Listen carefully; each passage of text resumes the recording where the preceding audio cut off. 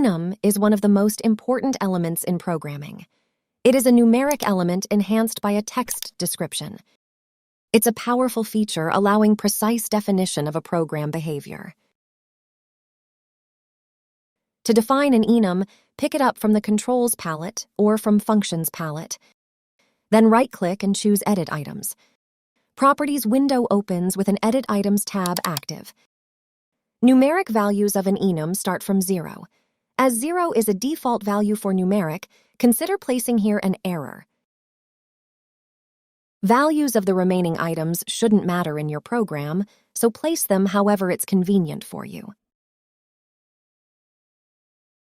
After placing an enum on the diagram, an editing tool is active and you can quickly edit values pressing Shift-Enter for next item. Connect the enum directly to case structure.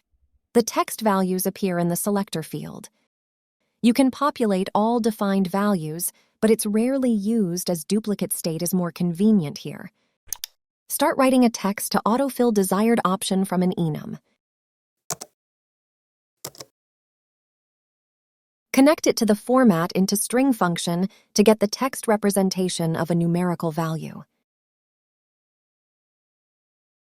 That's very useful.